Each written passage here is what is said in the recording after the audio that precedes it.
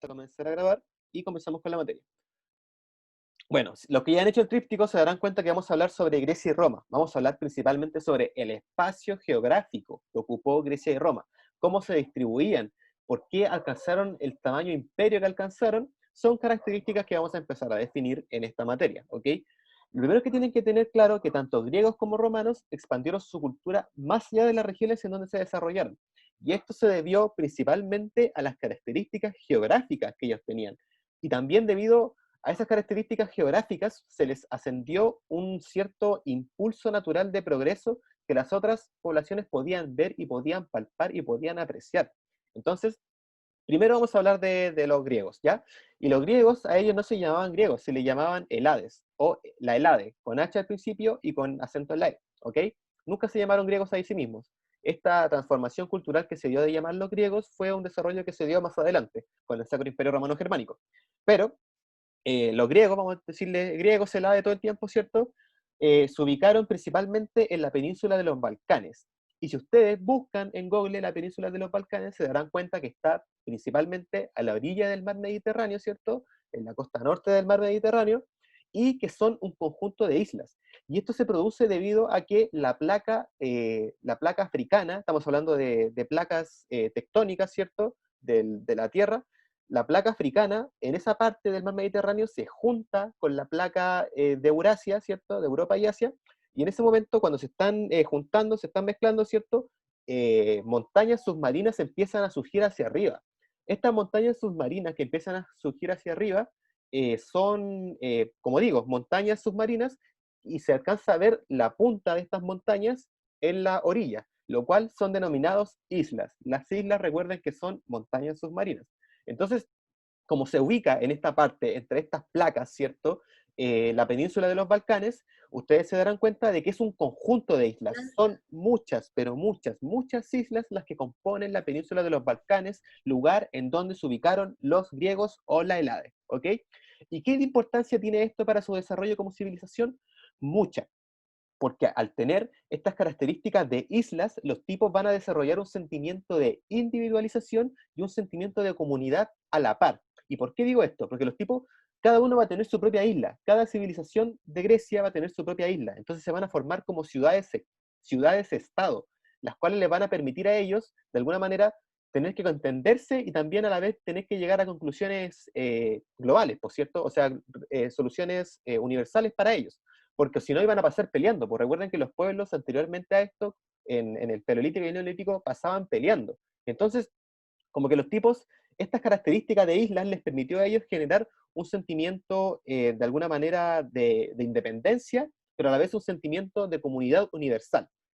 Es una mezcla bastante extraña, pero se llaman ciudades-estado, o como ellos les decían, las polis griegas, ¿sí? Como que cada uno se gobernaba, se autogobernaba, pero a la vez también tenían un desarrollo global entre ellos. Entonces, esta característica, chicos, es algo que no se daba en los otros pueblos, porque, por ejemplo, si recordarán, el imperio egipcio se conformaba alrededor del río Nilo, el cual es una planicie, un valle, ¿cierto?, gigante, y por lo tanto los tipos comparten un propio sentimiento que no está individualizado, no está independizado. Lo mismo pasa con el río Tigris y Éufrates en el imperio mesopotámico. Lo mismo pasa con el imperio chino en el río Amarillo y el Chancé. Entonces, esta característica que da este espacio geográfico les va a permitir a ellos generar ciudades-estado, polis independientes una de las otras, pero aún así manteniendo un sentimiento de unidad.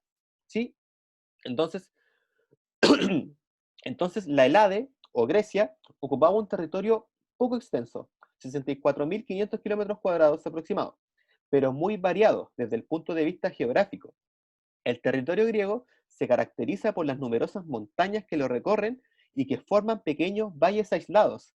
El mar que los rodea penetra en las costas dando lugar a numerosas bahías, golfos, islas y penínsulas.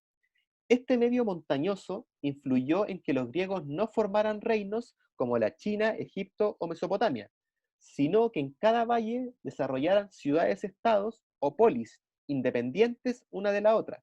Y también el mar los llevó a ser navegantes y buscar en otras tierras los productos que el suelo griego no ofrecía. Esto es súper importante, chicos, en la concepción del desarrollo de los griegos, porque el mar va a ser una característica comercial bastante importante, porque por ejemplo, para los egipcios no era tan importante la navegación, para los mesopotámicos tampoco, porque ellos tenían un valle gigante para poder trabajar la agricultura. En cambio, debido a las características geográficas de estas islas, la navegación se va a formar parte fundamental de sus vidas, lo que los va a hacer crecer comercialmente. ¿Se acuerdan que les decía yo que al principio, en la primera unidad, la especialización va a permitir que la gente mejore su calidad de vida, lo que les va a permitir no pensar solamente en comer y alimentarse, sino que también perfeccionar sus propias artes? Entonces, las personas que van a empezar a vender las artes de un lugar a otro, las personas que van a hacer este intercambio tecnológico y este intercambio comercial, van a ser los griegos. Y a través del comercio de la navegación, les va a permitir a su civilización desarrollarse y mejorar incluso más que los imperios de China, que los imperios de Egipto, ¿sí? Entonces, ahí está ese poderío de los griegos que se va a empezar a formar en aquella época. Y esto es súper importante, chicos, porque ya, los tipos como recorrían, como eran expertos navegantes, recorrían todo el mar Mediterráneo, ¿cierto? Y supongamos que en el verano, sobre todo, los vientos del mar Mediterráneo soplan desde Europa hacia África, ¿ya? ¿Y qué pasa con eso? Los tipos, como usaban el viento a su favor para navegar, de ida llegaban súper rápido a Asia, o sea, perdón, llegaban súper rápido a África. Entonces les permitía a ellos tener ventajas comparativas de comercio con la gente que iba por la tierra. Entonces, ¿qué pasó? Los tipos también se dieron cuenta que si colocaban una vela, ¿cierto? Una vela cuadrada, colocando utilizando el viento de Europa hacia África a su favor, iban a llegar incluso aún más rápido. Entonces fueron mejorando esta tecnología de navegación. Pero ¿qué pasaba? Como el viento soplaba desde Europa hacia África, después para devolverse a Grecia era muy difícil, por cierto, tenían que remar en contra del viento, entonces el trabajo era más o menos el trabajo que tenían que hacer, por cierto. Y entonces, y con la vela tampoco les servía, porque la vela era cuadrada, entonces remaban contra el viento, y de hecho era peor utilizar la vela en ese momento. Pero ¿qué pasó? Los tipos se dieron cuenta que si yo tomaba esta vela cuadrada, ¿cierto? Y convertía esta vela cuadrada en un triángulo isósceles, ¿cierto? Con dos lados iguales y un lado más grande que el otro, y inclinaba la vela en un ángulo de 40 grados en dirección hacia el viento, podía aprovechar el viento que incluso venía en contra mío, y así poder remar mucho más fácil e incluso mejorar las técnicas de navegación. Y Oh, estas, mister, hablando de ¿Con qué tipo barcos, de vela? las velas cuadradas, no, ¿cuál era el material de las velas? ¿y Pero cómo se chiquillos, perdón, ¿qué habla? pasó? No, Carlos, perdón. que no hay no tienen así como un tipo de nombre las velas, así como un nombre histórico, según la antigüedad. Es que pucha, en el documental sale el nombre de las velas, pero no, son velas de navegación de los Hablando de barcos. barco, yo estaba haciendo un barco con palos de lava y me estaba quedando de lo más bien hasta que un día me tropecé con el cable de un ventilador y me lo pité. ¿A qué Oh, hora iba a transmitir el documental ese a las en 4, Twitch? chiquillos, a las 4, Y estaba muy bonito, ¿A las muy bonito. 4:00? a las 4:00. Me dio Ya, un, me dio Hablando un, de me dio barcos, un, ¿por qué no casi un jugamos World of metro. Warship? en Twitch. No se preocupen, si igual si no quieren verlo en vivo, también lo pueden ver el lunes, lo voy a subir a Edmodo. Ya, seguimos. Y Entonces, después se queda guardado también el directo, así que se puede ver en Twitch también. muchas gracias por esa información, no la sabía. Entonces, seguimos. Entonces, chicos, estas características permitieron a los griegos ir mejorando sus técnicas de navegación e ir mejorando también su economía. El mar que rodea a Grecia casi por todas partes favorecía las relaciones exteriores de las comunidades griegas.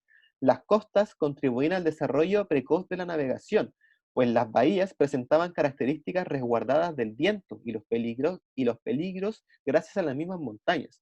Además, las múltiples islas del mar Egeo formaban rosarios continuos desde la península balcánica hasta las costas de Asia Menor, por lo que los navegantes que seguían dicho recorrido no perdían nunca de vista la tierra, lo cual era súper importante para la navegación en esa época. Tenemos que recordar que el hombre no se aventuró a mar abierto hasta la conquista de América, entonces 1500 años después prácticamente.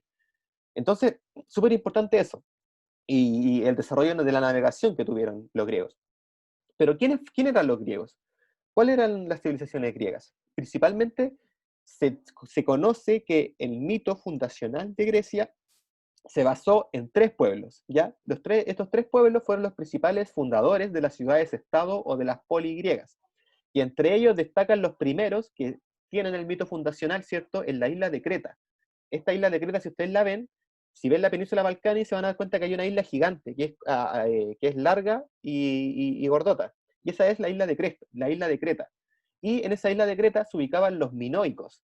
¿Quién eran los minoicos? Un pueblo que se ubicó ahí entre el 3000 y 1500 antes de Cristo. Ojo, que estamos todavía aún antes de Cristo. Después de Cristo, Cristo va a ser súper importante para el dominio del Imperio Romano, el cual va a alcanzar un imperio bastante extenso, más que el griego incluso. Pues entonces, de hecho, el Imperio Romano fue el imperio más grande de la Edad Antigua. Entonces, Cristo va a servir como justificación cultural para que los romanos colonicen. Pero eso es de Roma, estamos en Grecia. Entonces, los minoicos, ¿cierto? 3000, 1500 antes de Cristo. Acuérdense que tienen que ir a todas estas cosas. Los que siguen a continuación de los minoicos son los micénicos, entre el año 1600 y 1200 antes de Cristo, los cuales dominaron la Grecia continental, la parte de Grecia, ¿cierto? La parte de la península que corresponde al territorio más grande de Europa. Los terceros, y no por eso menos importantes, fueron los dorios, los cuales en el 1200 a.C. llegaron al norte de Grecia y para combatir las otras polis tenían un desarrollo de las armas de hierro. Entonces presionaron a los griegos, quienes huyeron hacia la parte sur, ¿cierto? Y tuvieron que respetarlos y también aceptarlos como griegos a ellos como tal. Recuerden que acá en la época la vida igual era súper cruda y era constantemente una pugna entre quién dominaba a quién. Entonces las ciudades-estado también tenían que llegar a acuerdos de esas características. Entonces, ¿cuáles fueron los primeros pueblos de Grecia? Minoicos, perdón, micénicos y los dorios. ¿Ok? Súper importante igual. Y ahora vamos con el espacio romano. ¿Dónde se ubicaban los romanos y cuál era su geografía? Bueno, la geografía era bastante parecida a la que tenemos en la península ibérica con Grecia, ¿cierto? En la península de los Balcanes, perdón, no la ibérica. Con Grecia, ¿cierto? Cordones montañosos, ¿cierto? Que van dividiendo los valles de manera intermitente, los cuales les va a permitir a la península itálica también formar ciudades-estados, las cuales se van a componer por el Imperio Romano posteriormente, ¿sí? Entonces, este espacio romano se ubicó al sur de Europa, principalmente en la península itálica. Y si uno mira la península itálica desde la perspectiva del mar Mediterráneo, se darán cuenta que está al medio del mar Mediterráneo. Entonces, esta ventaja comparativa que permite estar al medio del mar Mediterráneo, hablando de conexiones económicas, ¿cierto? Le va a permitir al Imperio Romano acrecentar su cultura, acrecentar su civilización, hasta el gran Imperio Romano que vamos a conocer en el 500 después de Cristo, 600 después de Cristo. Súper importante igual eso. Entonces, Roma se ubica al sur del continente europeo, en lo que conocemos como la península itálica, específicamente al lado del río Tíber, la cual se reemplaza en una zona compuesta de 7 colinas. Por su ubicación, Roma se encontraría prácticamente en el centro del mar Mediterráneo, y encontrándose cerca por el lado oeste de 3 grandes islas, Sicilia, Cerdeña y Córcega. La península itálica limita al norte con la cordillera de los Alpes, lo cual le da una barrera protectora de los demás pueblos, ¿cierto? Y al sur con el mar Jónico, al este con el mar Adriático y al oeste con el mar Tirreno. Rodeado de mar, ¿cierto? Los tipos tenían la conexión ahí de navegación por excelencia. Y como los romanos se desarrollaron después que los griegos, porque en la fundación del pueblo romano aún no se tiene mucha certeza sobre quién fundó Roma realmente, esa teoría aún todavía que se está desarrollando, pero se aproxima que se desarrolló en el 700 a.C., entonces vino sí o sí después que los griegos, ¿cierto? Entonces, heredaron mucho de Grecia los romanos, como que prácticamente copiaron y pegaron y perfeccionaron también, ¿cierto? Todo lo que fue la cultura griega. Entonces, súper importante eso igual para que lo tengan en consideración. Bueno, esta tierra, como les digo, la tierra de los romanos, estaba rodeado de valles, estaba rodeado de mar, estaba rodeado de ríos, entonces a ellos también les permitía desarrollar la agricultura de manera muy estable, de manera muy, y todos recuerden, siempre importante, que si la agricultura está estable, es porque la economía puede progresar a la especialización y de esa manera incrementar la economía del pueblo, ¿cierto? Súper importante es igual. Entonces los tipos desarrollaban la agricultura y la ganadería sin ningún problema, y la navegación la convirtieron en parte de su economía para el progreso de dicha nación. ¿Y quiénes fueron los primeros pueblos de la península itálica? ¿Quiénes fueron los primeros romanos, se podría decir? Principalmente fueron 3 pueblos, pero como les digo, no hay consenso sobre el origen de la ciudad de Roma. Los primeros pueblos fueron los etruscos, los cuales se ubicaron al norte, vivían de la agricultura y la ganadería, y también el comercio, por supuesto. El segundo pueblo, todo esto en el 700 a.C. aproximado. Los segundos fueron los latinos, los cuales localizados en el centro conformaron un conjunto de aldeas, ¿cierto? En los cuales cultivaban trigo, centeno y cebada, ¿cierto? De hecho, cuando vean el mar, o sea, cuando vean el documental, se van a acordar de mí. Y el tercer pueblo fueron los griegos, Y los griegos fueron de alguna manera los griegos que fueron quedando del imperio griego antiguo, por cierto, como que, como les digo, los romanos heredaron prácticamente todo de los griegos, porque los admiraban mucho, pues igual, ¿para qué estamos con cosas? Si la civilización de Grecia alcanzó un poderío bastante grande sin tener grandes llanuras de extensión como lo tenía el imperio chino o el imperio egipcio. Entonces, ¿cuáles fueron las técnicas que utilizaron ellos para alcanzar ese magno nivel de filosofía, de historia, de economía, de matemática, de todo? Era lo que le interesaba a Grecia, era lo que le interesaba transportar a su propia cultura. Entonces, súper importante es igual. Eh, entonces, la información sobre el origen de la ciudad de Roma es confusa, como les digo. Algunas fuentes señalan que los etruscos como fundadores de la ciudad. Otras sostienen que surgió en el 753 a.C. de la unión de varias aldeas latinas situadas junto al río Tíber. La situación de la nueva ciudad era muy favorable, protegida por el río y las colinas, se encontraban próximos al mar y era el centro de comunicaciones entre el norte y el sur de la península itálica.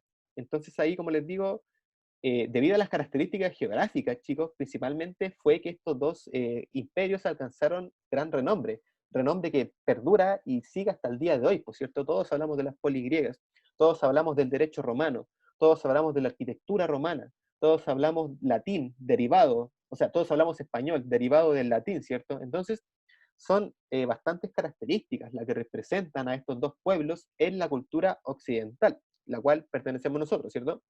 Súper importante eso igual.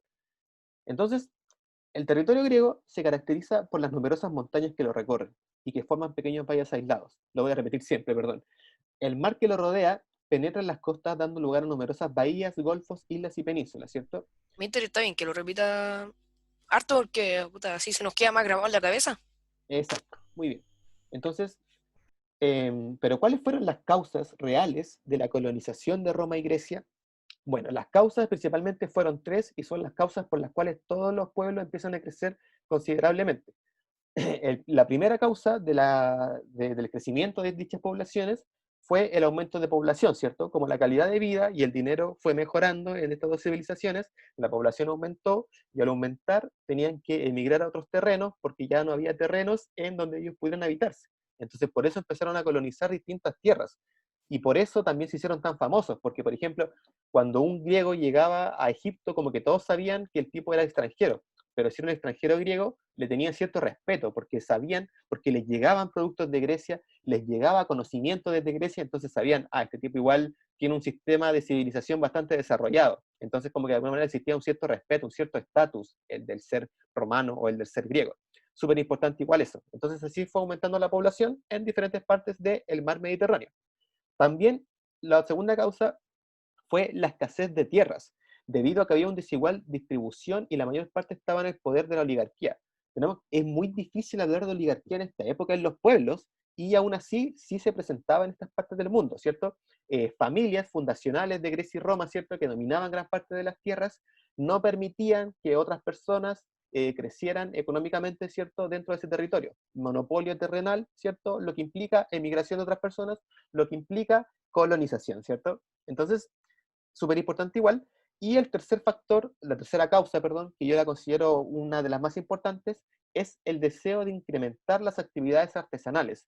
Por lo tanto, incrementar las actividades económicas en otros países. Era súper importante para los griegos que cuando llegara un producto a Egipto supieran que, este producto viene de Grecia, este producto viene de Roma, por lo tanto es bueno, por lo tanto tiene calidad, por lo tanto tiene especialización. Entonces, súper importante igual dichas características para comprender el por qué los griegos y los romanos se hicieron tan famosos en aquella época. Los tipos desarrollaron tecnológicamente, gracias a sus estrategias comerciales, muchas ventajas comparativas con los imperios chino, mesopotámico y egipcio. Porque estos tipos, los imperios, ya estaban tan cómodos en sus territorios que no, tampoco tenían tanto la necesidad de seguir navegando y descubriendo nuevas tecnologías, como así los tenían estos grandes comerciantes que fueron los romanos y los griegos, ¿cierto? Entonces, ¿y qué consecuencias trajo esto? Bueno, lo principal, fundación de ciudades. Los tipos, como tenían que ir emigrando, la principal consecuencia fue nuevas ciudades griegas, ¿cierto? Se fueron creando nuevas polis, nuevas ciudades-estados, con las mismas características políticas que tenían al inicio las ciudades que se fundaban en la península de los Balcanes. La otra fue la expansión del comercio, ¿cierto? A medida que se van creciendo los lazos comerciales, el comercio sigue creciendo por razón lógica de acontecimientos, ¿cierto?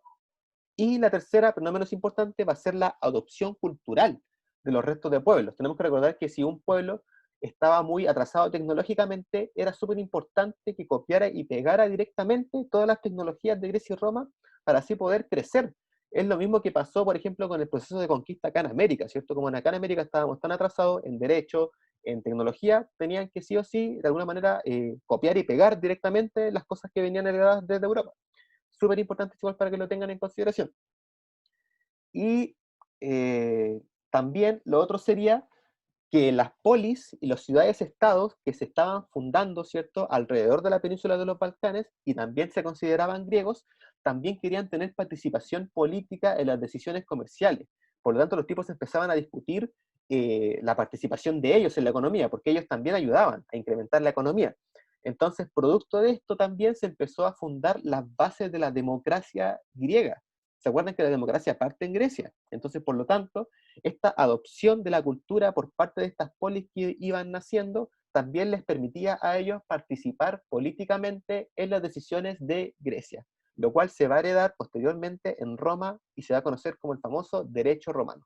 Derecho romano que hasta el día de hoy algunas leyes todavía siguen vigentes, hasta el día de hoy. Entonces, no es menor. Súper importante es igual. Al mar Mediterráneo, los panas de Roma le van a llamar Mare Nostrum, mar nuestro, y esto les permitió favorecer el poder de mantener un control sobre los territorios conquistados en las diferentes regiones, que llegaron a dominar los romanos, plasmaron su influencia a estas a través de su idioma, su forma de organizar la sociedad y habilitar Quedan el 10 paisaje. minutos. Sí, sí, me acabo de dar cuenta, chiquillos. Muchas gracias por decirme. Y eso principalmente, pues, chiquillos, con esta historia de Grecia y Roma. Aún nos queda mucho por ver sobre este tema. Tenemos las guerras púnicas, tenemos el mar Mediterráneo oriental, cómo afectó esto, cómo se impregnó de alguna manera la civilización china también, cómo se fueron presentando, cómo fue la expansión de Roma. Es algo que vamos a ver en la siguiente clase porque ya no nos queda tiempo, pero también es algo que vamos a ver en el documental que vamos a ver hoy a las 4. Súper importante igual, para que lo tengan en consideración. Y eso pues, por Todos ahora. nos tenemos que unir a ese documental, ¿o no? ¿Cómo? Todos tenemos que ver ese documental. Sí, porque tienen que responder la actividad de la semana que viene. Y la actividad que viene es un cuestionario basado en ese documental. ¿Sí? O sea que es obligatorio. O sea, asistir hoy a las 4 no es obligatorio, porque lo voy a subir igual el lunes a Edmodo. Así que, por Ah, eso, ya. Se guarda, a menos que usted lo ponga en privado, se guarda y se puede ver después. ya, sí, también. Muchas gracias por eso. Entonces, ahí también lo voy a subir a Twitch, también lo voy a subir a Edmodo, así que ahí van a tener muchas partes donde verlo. Y también van a tener el cuestionario. Entonces, más que nada, por si a algunos les surgen dudas dentro del mismo documental, para ahí les resolvemos en ese instante. Sin verdad, más que nada es para eso. Vayan colocando su nombre en el chat, chicos. Es súper importante eso. Mister, Cuénteme. hoy día yo después de las 2:20 puedo jugar Valorant. Ya, me parece. Le voy a donar. Le voy a donar. No, no lo hagas, no es necesario. Carlos. No, para nada. No, por Carlos, favor, no lo Va a hagas. ser millonario. Mister se va a cuando hacer tengáis millonario. No es tiempo, necesario. y si yo llego a tener tiempo, ¿podemos jugar otra vez Team Fortress 2? Ya, pues, Lucas. Buena. Oye, por si acaso, si ¿Quién que te para el querés Minecraft? descargar el Valorant, lo que pasa es que el Valorant es como un juego competitivo, entonces los juegos competitivos no requieren tanto de un PC gamer. Entonces tú le puedes bajar todos los gráficos y te va a correr bien. Entonces, chicos, ya, antes de ¿Quién todo, juega LOL? antes para ir cerrando, No, yo no, ¿Y no me gusta. Valorant es gratis? Sí, chiquillos, ¿Quién nos dijo quedamos, LOL? quiero decir los beneficios, pero ya, espérenme un poquito, ya lo voy a silenciar. Antes, para ir cerrando, los beneficios del mar Mediterráneo. ¿Cuáles eran los beneficios del mar Mediterráneo? Súper importante, para ir cerrando. El desarrollo y perfeccionamiento de la navegación, clave. El desarrollo tecnológico y el intercambio comercial, también súper clave. El pensamiento filosófico y científico sobre el orden de las civilizaciones, también es clave. Y la función de enlace entre las culturas. Esas 4 características son los beneficios que tenía el mar Mediterráneo y por qué el mar Mediterráneo tuvo la importancia que se le dio durante aquella época. ¿Ok? Y a mí me encantaría conocer el mar Mediterráneo. No sé, pero eso. Ya, chiquillos. Y entonces eso... Mister, a mí me gustaría conocer el lago Tigris,